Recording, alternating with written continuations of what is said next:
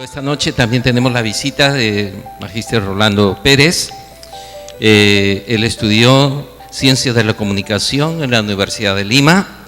Hizo una maestría en investigación en medios de la Universidad de Colorado, Estados Unidos. Es profesor asociado del Departamento de Comunicaciones de la Pontificia Universidad Católica del Perú, investigador del Consejo Latinoamericano de Ciencias Sociales, CLACSO, profesor de la Facultad de Teología Latinoamericana, FATELA, coordinador del programa de incidencia pública del Ministerio Paz y Esperanza, y es parte también del equipo de líderes de la Alianza Cristiana Misionera de San Borja, a quien le damos la más cordial bienvenida para sus comentarios. Gracias.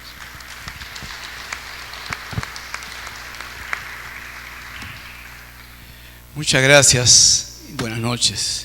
En primer lugar, quiero agradecer a Patricia por la invitación a participar en esta mesa con el maestro Samuel Escobar. Quiero decir brevemente que un puñado de jóvenes tuvimos el privilegio y la bendición de entrar al ministerio siendo aún estudiantes por nuestra militancia en un gran movimiento estudiantil de aquella época que tuvo entre sus líderes y pastores al doctor Samuel Escobar. Muchas gracias, Samuel, por tu inspirador pastoreo y tu gran contribución en estos años, intensos años, al pensamiento protestante y a la obra evangélica en el continente. En segundo lugar, quisiera felicitar a mi amiga Patricia Adriansen por esta nueva producción, por su prolífica obra literaria y su enorme contribución al quehacer pastoral, a la educación, desde el campo de la literatura y la pedagogía. El esfuerzo de Patti por acercar la lectura y el análisis bíblico al contexto actual y colocar las claves hermenéuticas para pensar la fe desde la realidad presente, la realidad social y cultural, es significativamente valioso. Uno de los desafíos para los cristianos precisamente tiene que ver con la necesidad de animar a la iglesia a, como diría John Stott, a construir un puente que ayude a relacionar la palabra inmutable de Dios con nuestro mundo que no deja de cambiar. Los libros que Patti ha escrito tienen mucho que ver con esto. Entra al mundo contemporáneo, nos invita a pensar la fe desde ese lugar. Pero al mismo tiempo, dice Stott, tenemos que animar a la iglesia a rehusar, no solo a transar el contenido divino del mensaje, sino a ignorar el contexto humano en el que debe ser predicado. En un contexto en el que muchos sectores de la iglesia renuncian fácilmente a construir un pensamiento evangélico sólido para dialogar e interactuar con la sociedad plural de nuestro tiempo, es altamente reconfortante encontrarnos con producciones literarias como el que tenemos ahora entre nuestras manos, como esta producción de Patti, porque nos invitan a releer la propuesta misiológica de Jesús en este caso, poniendo acento en el énfasis de la encarnación del Evangelio, en la compleja realidad social y cultural, pero también en la lógica de diálogo con aquellos que no necesariamente transitan en nuestra vereda o comparten lo que pensamos, creemos o sentimos. Por otro lado, al igual que textos anteriores producidos por Patti, este libro alimenta la valiosa contribución de la literatura desde el campo evangélico, desafiándonos a pensar la comunicación del evangelio desde lenguajes más comprensibles y más contextuales. En ese sentido, El Cristo del Camino, este hermoso libro, nos invita a considerar el valor narrativo de la producción teológica y la exégesis bíblica. El estilo narrativo de Patti logra construir un lenguaje que nos permite reconocer y valorar en el caminar pastoral y misionero de Jesús la belleza del misterio.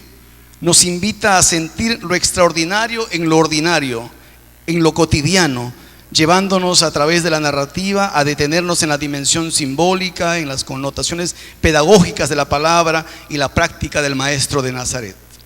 Quisiera enfatizar mi lectura del libro en lo que Patti llama el cuarto camino de Jesús, el de su retorno a Nazaret. Allí, como bien la autora lo señala, donde se identificó plenamente con la gente sencilla, fue un artesano más y supo lo que significa ser hijo del pueblo. Cito a Patti: fue llamado amigo de pecadores, Caminó de aldea en aldea, sanando enfermos, alimentando hambrientos, liberando demonios, resucitando muertos. Caminó buscando a los pobres y a los necesitados, a los que no tenían esperanza, a los marginados. Abrió un camino para la fe en medio de la tempestad. Linda frase. Desde esta perspectiva, el libro de Patricia nos acerca a dos dimensiones del ministerio de Jesús sobre lo que quiero trabajar esta noche: la dimensión pedagógica y la práctica compasiva de su misión. Uno de los encuentros narrados en este libro es el de Jesús con el leproso. Aquel hombre, como bien refiere la autora, tenía el alma tan lacerada como su cuerpo y agonizaba en angustia. Cito literalmente: Jesús lo escucha. Solo él sabe que ese leproso simboliza a los intocables del futuro, víctimas del SIDA, de tuberculosis y otras enfermedades. Sufrirán la misma angustia y experimentarán el mismo aislamiento por parte de otros seres humanos. Necesitarán el toque solidario y fraterno, y ellos tienen que aprenderlo para luego enseñarlo. En el modo como se acerca y sana al leproso hay una significativa carga pedagógica de Jesús, a partir del cual busca dejar una huella, imprimir el sentido de su reino. Por eso es significativo la relevancia que Patricia coloca en este relato en relación al valor del toque reparador. Pablo Freire, el gran pedagogo latinoamericano, decía: independientemente de la posición cristiana en la que siempre traté de estar, Cristo será para mí, como lo es, un ejemplo de pedagogo. Lo que me fascina de los evangelios es la indivisibilidad entre su contenido y el método con que Cristo lo comunicaba. En ese sentido, podemos decir que la pedagogía de Jesús no consiste en la entrega de normas y reglas que deban ser aplicadas sin mayor discernimiento, ni tampoco la propuesta de un conjunto de verdades doctrinales que deban ser aceptadas ciegamente.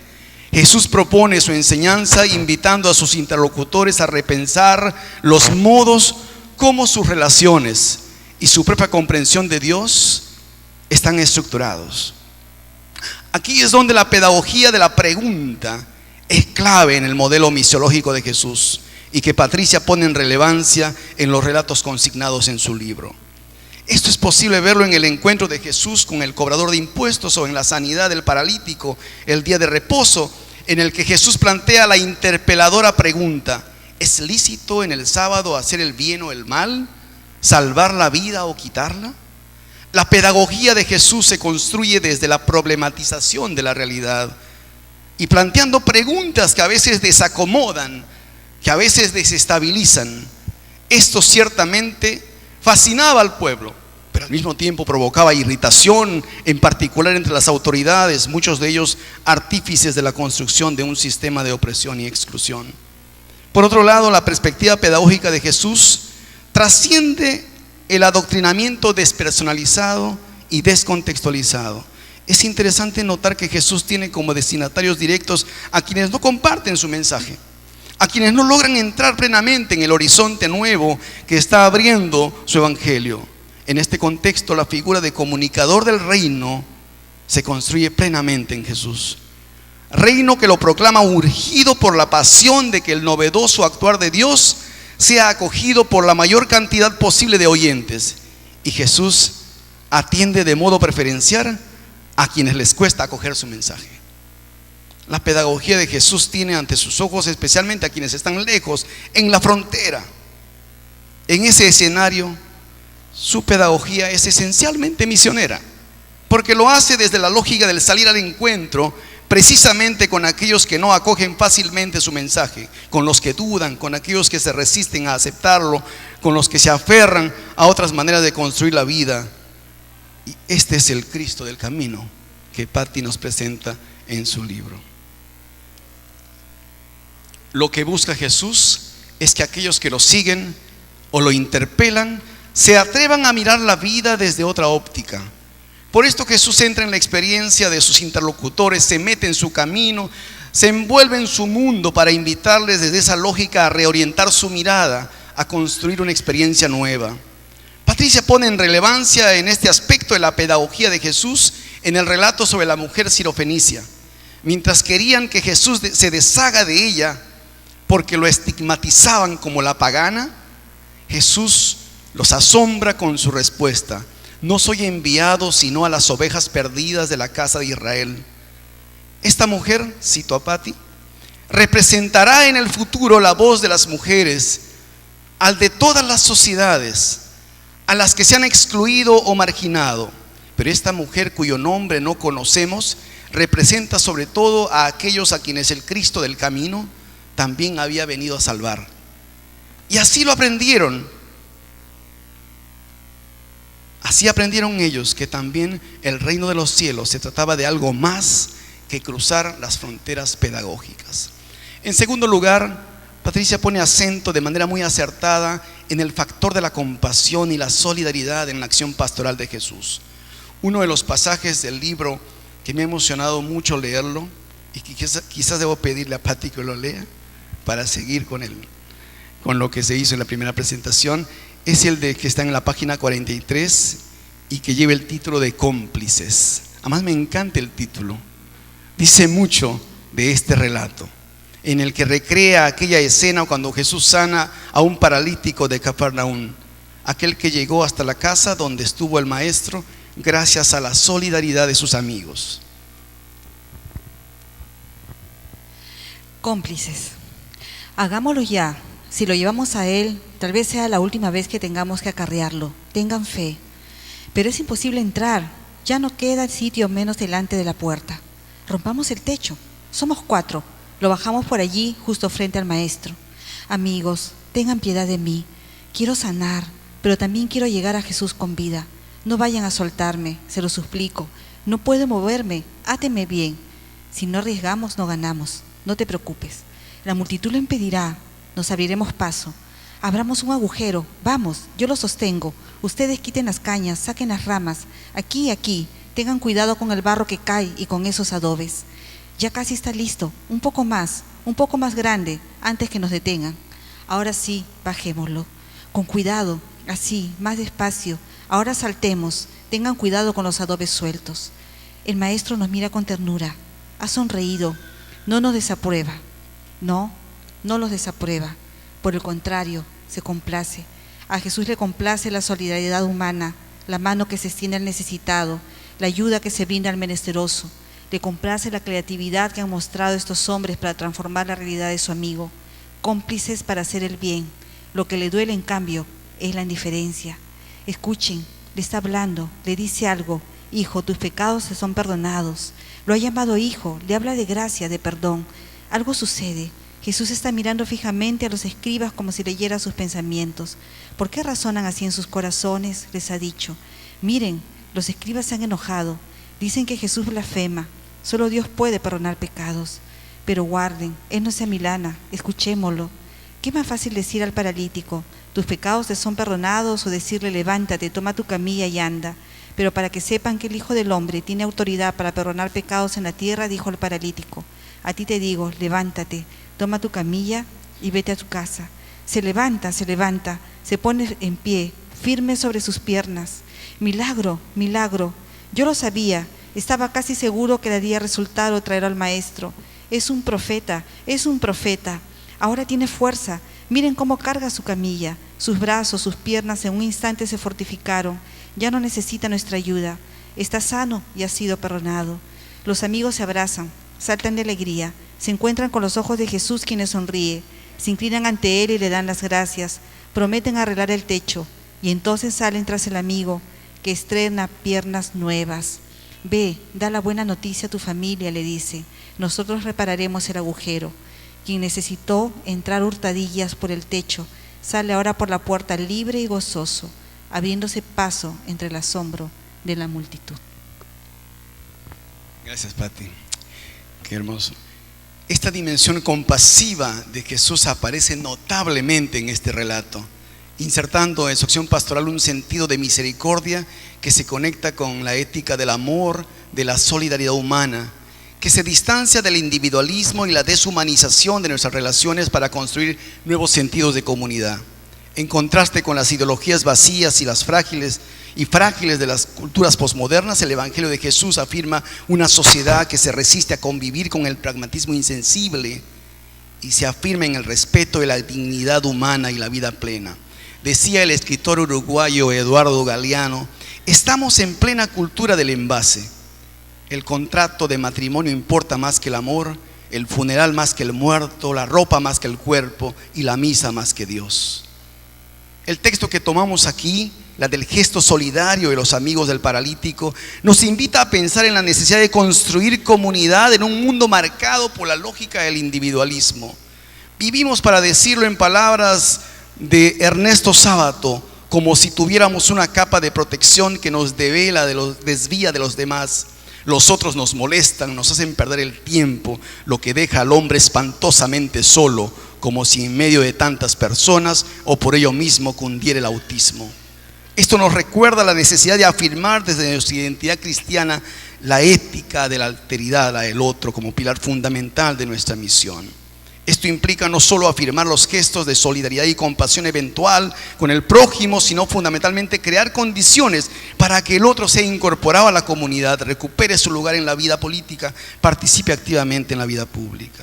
Patricia pone acento al rol acogedor y el sentido solidario de la comunidad, que es clave en este proceso, porque no es posible acoger las necesidades y demandas de nuestro prójimo desde la distancia cómoda, desde el balcón lejano, desde el púlpito que no construye puentes, que nos distancia del mundo de los otros, que en el fondo es nuestro mundo, sino desde el encuentro, desde la vida en comunidad, desde lo que el filósofo Emmanuel Levinas llama la experiencia de la epifanía del rostro, que nos invita a reconocer los rostros de nuestros hermanos y hermanas en medio de la multitud. Porque, como bien señala Patricia al final del relato, a Jesús le complace la solidaridad humana, la mano que se extiende al necesitado, la ayuda que se brinda al menesteroso, la complicidad con el bien. Me encanta esta frase, la complicidad con el bien. Lo que le duele en cambio a él es la indiferencia al maestro. Desde la perspectiva de Levinas, el encuentro con el rostro del otro me recuerda mi responsabilidad ética y me interpela a comprometerme con la situación de exclusión en la que viven mis hermanos y hermanas. Patricia pone en evidencia este aspecto central de la pedagogía de Jesús al recrear los relatos respecto a los encuentros que él tuvo con aquellos que ansiaban un milagro. El relato de su encuentro, narrado en el libro, el relato del encuentro de Jesús con aquella mujer que padecía de flujo de sangre, es hermoso como relato. Este es el relato de Patricia. Un gemido escapa de la mujer al escuchar la palabra hija. La excluida se siente ahora incluida en la familia de Dios. Esa palabra le devuelve la dignidad que había perdido, se siente aceptada. Jesús se detiene en el camino para darle también sanidad emocional y lo hace de la manera más tierna, llamándole hija. Hija, no serás más marginada, tu fe te ha salvado. Es hermoso ver cómo Pedro y Juan se apropiaron de este modelo pedagógico de Jesús en la puerta de la Hermosa, cuando se encuentran con aquel hombre con discapacidad que les pide una limosna. Ambos se detienen y es la mirada lo que da inicio al milagro. Hemos puesto mucha atención en el milagro espectacular de la sanidad, pero aquí hay un milagro inicial en la mirada. El relato de Lucas pone atención a este detalle. Dice el texto: entonces Pedro, fijando su vista en él, le dijo: míranos. Y él los miró atentamente. Este es el momento altamente reparador, porque se trataba de un hombre marginado y excluido. Dice el doctor Salomón Lerner, expresidente de la Comisión de la Verdad y Reconciliación: la mirada, el poner nuestra atención en el rostro del que sufre, constituye camino de reconocimiento y tiene además, en un país como el nuestro, una imperiosa función, la de salvarnos de esas terribles lacras de nuestra vida colectiva, como son la marginación, la discriminación, el racismo, la reproducción de un mundo de privilegios, de privilegiados y de excluidos. En suma, los relatos consignados en el libro de Patricia nos invitan a repensar nuestra espiritualidad más allá de nuestras cuatro paredes. Nos invitan a conectarlas en nuestro caminar con el mundo cotidiano. Como bien sostiene el doctor Escobar, la tentación de los evangélicos ha sido reducir el evangelio, mutilarlo, eliminar la demanda de frutos de arrepentimiento, construir una espiritualidad sin discipulado en los cotidianos aspectos sociales, económicos, políticos de la vida, es religiosidad y no cristianismo. Por otro lado, nos invita a colocar en el centro de la predicación del evangelio la redención de la totalidad del ser humano. Por eso el ministerio de Cristo, cuando no se redujo al anuncio oral de las buenas nuevas, Él lo declaró con meridiana claridad, que fue ungido para anunciar el evangelio a los pobres, enviado para proclamar libertad a los cautivos, dar vista a los ciegos, poner en libertad a los oprimidos y proclamar el año agradable del Señor. Vuelvo a citar al doctor Escobar. Esta es la verdad maravillosa de la encarnación. Dios se hizo hombre, el Verbo se hizo carne y habitó entre nosotros. Jesús no cumplió su misión desde lejos. Lo vemos como un niño que nace y crece, como un hombre que vive las peripecias de miembro de una clase social desfavorecida en un país colonizado y explotado. No se trata de un Dios disfrazado para hacernos creer que es hombre. El mismo Juan, que pone énfasis en su deidad, nos describe la realidad de su humanidad. ¿No sería posible su tarea redentora si esta identificación, este vivir como hombre en medio de los hombres, amigo de publicanos y pecadores, los recibe, come con ellos sin intentar defenderse de las consiguientes acusaciones? Este es el Señor que nos envía y es así como nos envía. Cierro comillas.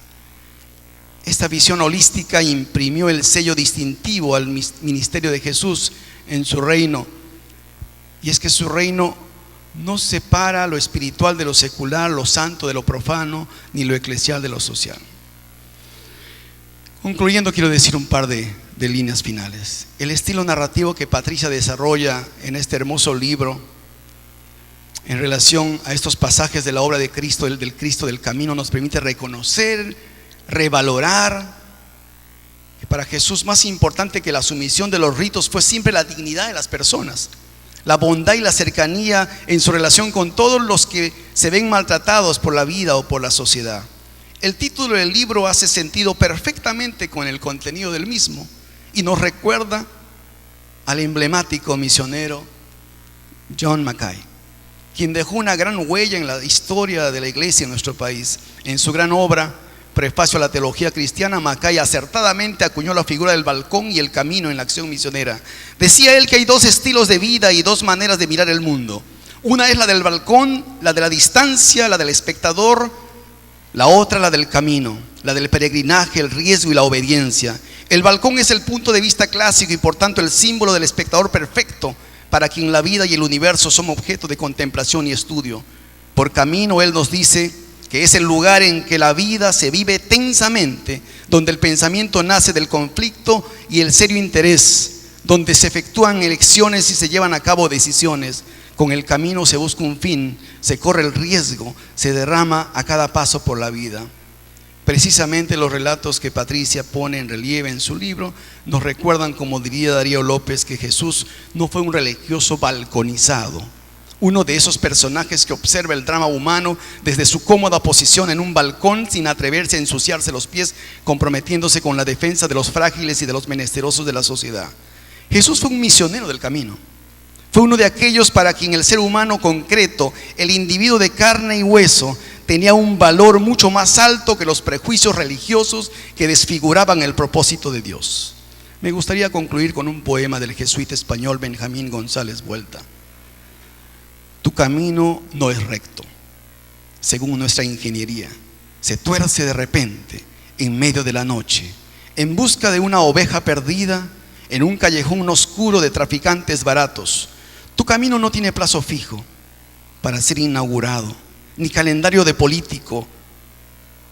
Pierdes horas derramadas en la fuente de un asalto al borde del camino de un hombre casado por el ron y la amargura, de un drogadicto adolescente escapado de la casa, que te obligan a cambiar tu itinerario. En la historia sigues con nosotros resucitado, ya llegaste, y como el centro de la rueda convocas a todos a tu encuentro para converger todos hacia ti. Construyes así un sendero, el que va con él se hace sal y luz en medio del sinsabor y la oscuridad del mundo, haciéndose bienaventurado. Gracias. Gracias, un fuerte aplauso también. para la participación del Magister Rolando Pérez. Ahora, para cerrar la noche, tenemos las palabras de Patricia Adriansen, quien va a participar en este momento. Sí. Bueno, reiterando mi gratitud al doctor Samuel Escobar por estar con nosotros, al Magister Rolando Pérez por haberse tomado el trabajo de leer mi libro y poder explicarlo.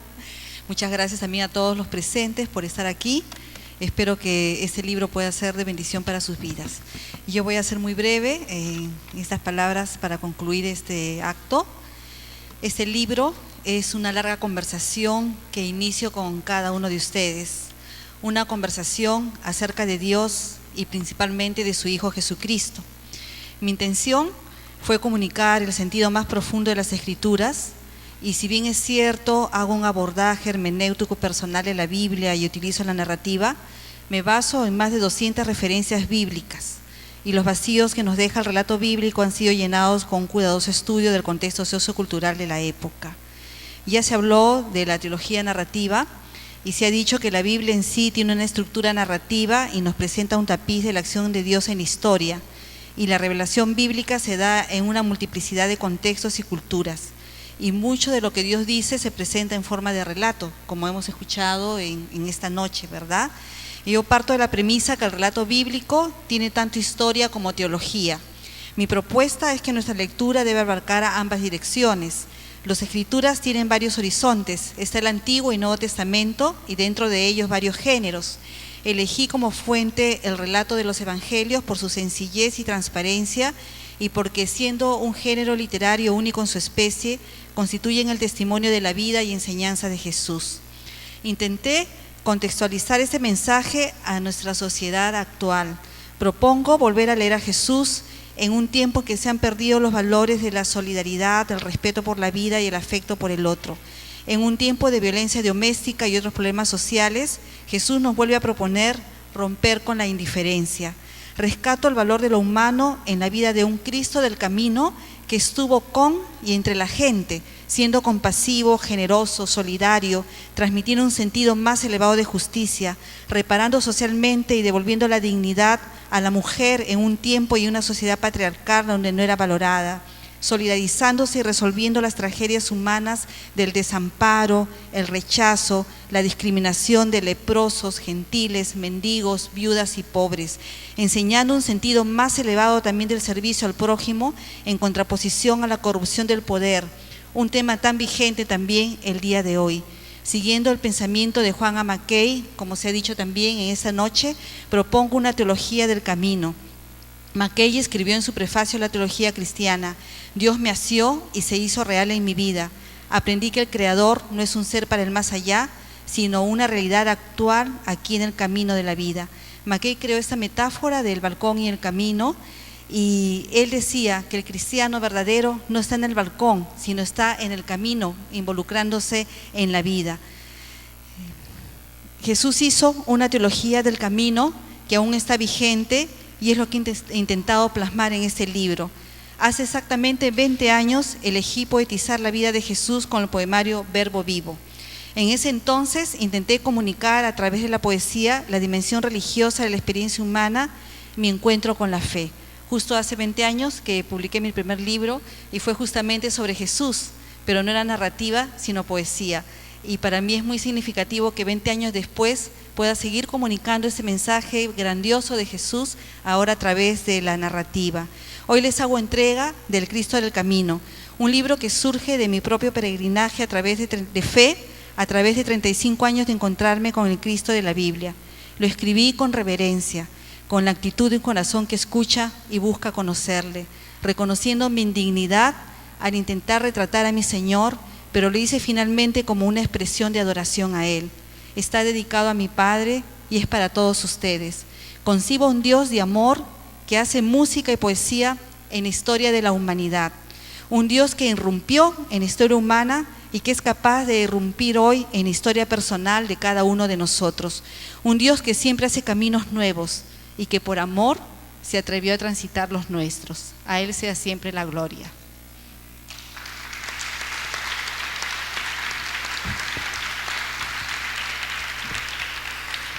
De verdad, con estos aplausos queremos agradecerle la participación de todos ustedes, doctor Escobar, Rolando Pérez. Muchísimas gracias por habernos acompañado esta noche. A Patricia, nuevamente felicitarle por este libro.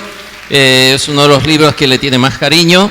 Obviamente, tal vez porque es el último que ha escrito, pero queremos a todos invitarles también a la parte ya final y protocolar de esto, de esta parte de la ceremonia, pues a poder retirarnos. En la parte de afuera está una mesa con los libros de ella. Si usted tiene interés en llevarse uno de ellos, también ella está dispuesta a hacerle una pequeña dedicatoria y firmar los libros, ¿no? Quisiéramos invitarles entonces a poder salir a la parte de afuera y acompañar a Patricia a retirarnos de este lugar. Repito, en la parte de afuera ella estará esperándoles también para poder agradecerles personalmente su asistencia a esta conferencia. Que Dios les bendiga. Muchísimas gracias.